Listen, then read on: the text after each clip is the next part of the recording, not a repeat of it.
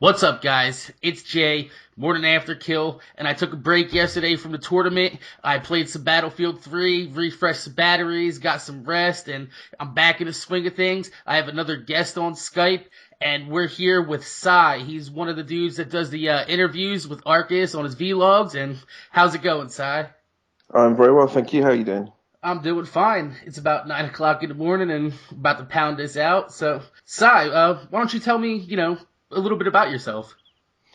Okay, well, I've been friends with DJ Arcus for a long time, and we started Projector Games years ago. He is, I mean, I've just contributed slightly in terms of the odd bits of graphics to Projector Games and bit of um, bit of PR and stuff like that. But Projector Games is mainly DJ Arcus, always has been, and I have very little to do with it, if anything now, except moral support and encouragement. Um, But I think the history of projector games is very interesting. What came before Fortresscraft and what's coming in the future, which is big multiplayer games on a single screen. Lots of people standing around, each with a controller plugged into one screen, playing on a projector. That's where projector games came from. Ah, all right. That's pretty cool to hear a little bit of backstory on that because a lot of people, here they've been around and they've heard about projector games, but they don't really know what DJ Arcus has done besides outside of Fortresscraft. A few people do know about Steam Heroes because of the recent promotion he's been running with the Harrison X, but outside of Steam Heroes and projector games, whatever Arcus has done in the past is pretty much kind of unknown at the point. It is, but it's all good stuff, and you're going to be seeing some of that work rehashed and brought up to date in the near future. From what Arcus is saying, he's going to be converting some of the games over to run on XSplig, and they will be quite awesome. I've no doubt. They're all great games. They've had lots of play testing in venues up and down the country, and even outside the country.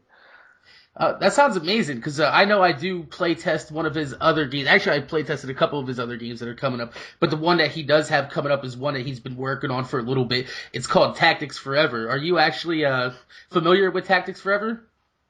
Yeah, slightly. It's one that is very popular when it gets played at LAN parties, particularly because people get to queue up their creations and see them battle out on a big screen. So it's absolutely perfect for in terms of sort of being a social game. It's fantastic. People are going to absolutely love it. We actually had a big rivalry going with a lot of the playtesters, and Arcus says it's reminiscent of the things that happened at the LAN parties. So hopefully, with the Xbox Live indie game scene that's actually coming up big now, so we get a lot of people playing those types of games, which are pretty much dependent upon other people playing them. But Yeah, yeah. It's going the to be technically very clever as well, and in terms of how the leaderboards work and getting people competing against each other, there'll be a lot of what's the phrase? You know, you want to play it again. so Fortresscraft, have you played Fortresscraft, or do you play it at all, or? I've got to admit, I have not. Well, I've played it very briefly when I've been sat next to DJ Arcus, but I've not actually played it myself. It's a shame, Have you but seen any of the videos that the community's been putting out there? Have you watched any of the tournament videos that's come out? yeah, I've watched a couple of your previous episodes, What do you and think of the competition? it's just mind blowing how people just spend hours and hours, don't they, when they get something a creative tool like this. It's like Lego taken to a whole new level. It's quite an addiction because I know Yeah, when a popular phrase is just one more block. A lot of people they start getting to build something, and then their mind starts to take off, and the inspiration hits, and pretty soon what ended up being like a 20 by 20 wall is now like a 30 block city. yeah, and it's quite relaxing as well. You can be listening to music or podcasts or anything whilst you're doing it, and just switch your brain off. And there's kind of a sort of a feng shui element to it as well. You really get into making something look beautiful or just have aesthetic appeal. It's like That's gardening. That's a really good point. Like I said, when I'm pounding out on Fortresscraft, I'll sit down and I'll get in a party with a few of my friends. Maybe some of them are playing Call of Duty, some are playing Madden or whatever. And that's the beauty of what makes Fortresscraft, so popular is that not only are you playing it, but you're relaxing on your couch. You have the controller in your hand. You have all your buddies on Xbox, and maybe even an MP3 player plugged into your headset, and it's just like a real relaxing social game. You don't have to really like invest too much of your attention span into it because you can do a lot of things at the same time.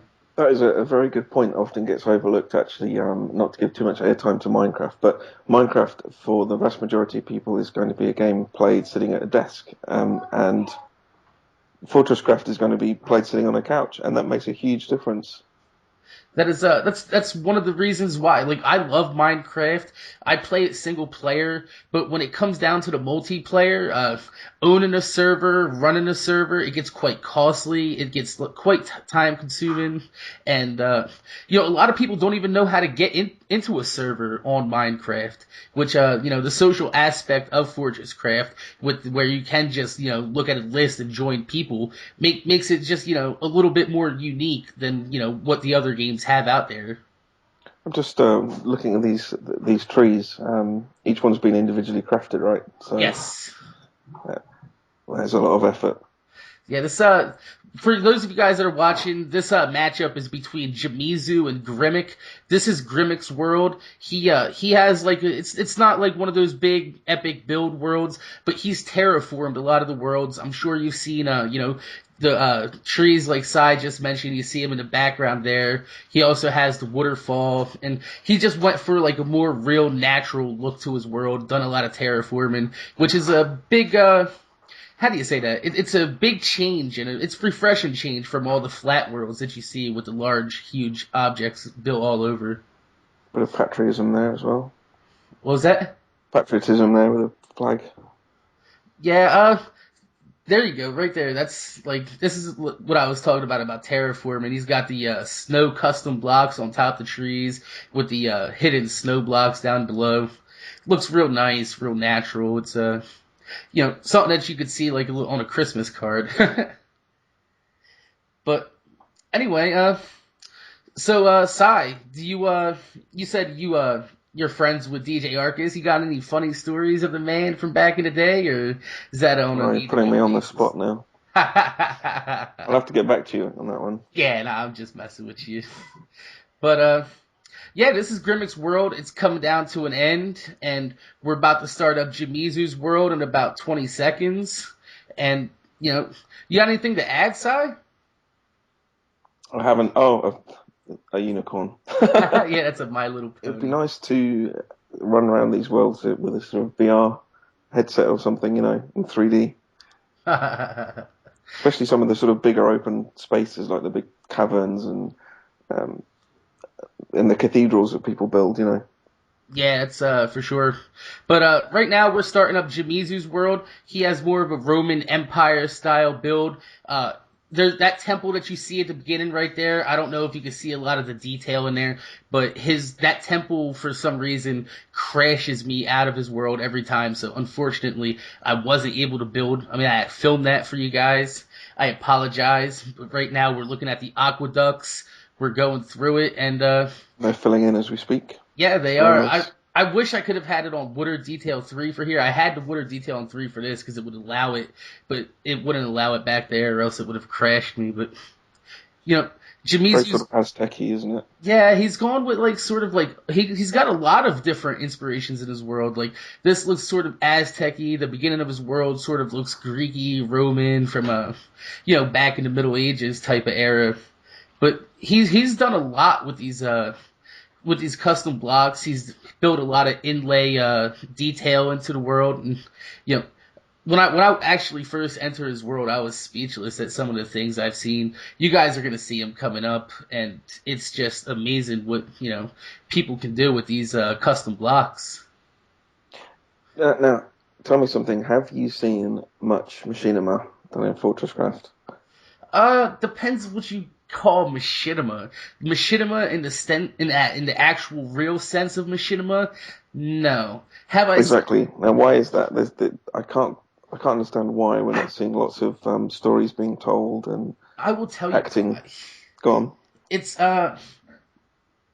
it has more to do with the actual organization of the actual machinima. Uh, not a lot of people do have, like, with Minecraft, if you're gonna, film a machinima on that, or something like Gary's mod, which is real popular, like Team Fortress 2 and all that stuff, it's real easy to record with Fraps. It's, anybody with a computer can pretty much, screen cap on a computer program. With, with the Xbox, you have to have the HD PVR. You got to have a computer that can run HD, that can capture HD, and it's just, to get multiple people with, the PVRs set up and organized with a group of people, and then have the group of people, actually acting mature enough to shoot this thing without jumping around and acting like, 12-year-old kids. It's really hard to get that going. Well, maybe when Fortresscraft starts emerging on other platforms, we'll see some more because, as I said earlier, as a creative tool, it's pretty amazing. I don't know if you've seen any of my other videos, but I have used the custom blocks to make a green screen and played around with that, and it's real fun. It's just hard to get more than one or two people in front of it and build a set, and then actually have cut scenes and a script going on, and then you got to get the voice acting. It's a big process, and I don't think you know honestly, if I would have invested the time into a machinima, I probably could have made a better one than some of the things that people have put out there. But I've invested a lot of time into this tournament. I have probably about 100 hours into this. So One of the nice things about the custom blocks is it's got the same kind of appeal as pixel art because if you ever have you tried doing pixel art? You know, you sit there doing yeah, turning individual pixels on I've and off. used a little bit of pixel art for like floor and detail and patterns. Now, there's a real skill to that because the way you draw something in a pixel art editor is very different to how you draw it any other method, so that it actually kind of resembles the thing you want when you see it zoomed out. Um, you've got the same kind of constraints here. It's 3 dimensional. When you're trying to create a custom block so it resembles a real life object at a See, distance, it's not necessarily the way you'd expect. It's a little bit counterintuitive. There's a real skill to it. it is a real skill to it, and a few other people made a point. I'm gonna make it again that this game has transcended the actual gameplay footage, and more became into like these are actual works of art that we're looking at in a virtual Hmm. sense. But when it comes to pixel art, I do agree with you on a very, very small basis about it taking skill because there are a lot of programs out there right now that you could just toss a picture into and it'll give you a grid of pixel art, that you could just do step by step, and it's pretty much like, color by number. Yeah, but then you need a bit of experience for pixel art. Like if you want to draw um, a lot of pixel art is done in sort of isometric view, isn't it? When people do cities and things like that, they do everything with 30-degree lines, and you have to kind of learn how to draw 30 and 60-degree lines with pixels. Uh, yeah, I guess so. It's just, you know, Like, I mean, like if anyone's never tried it, it's quite engrossing. Try it, get a pixel editor, and just draw a cube, and you find it's quite fiddly, hard to get well, right. the pixel editor isn't what I was speaking of. I'm talking about like you can actually put a photo into these programs and it makes a mosaic of it for you, and Right. Oh, okay. Yeah. and you can actually scale down how big you want the grid to be for how much Oh detail yeah. and how Oh, big that the takes all the blocks. skill. Yeah. No, I'm just talking about completely manual hand-drawn pixel art. That is Oh definitely a yeah, skill. that Yeah. definitely, like, to create an original pixel art is a very time consuming process because if you even you get like two or three blocks off, it's gonna look real skewed and pretty bad. Right. And the same thing with the custom blocks here. You know, people are starting to get quite good at making intricate objects out of little 3D voxels.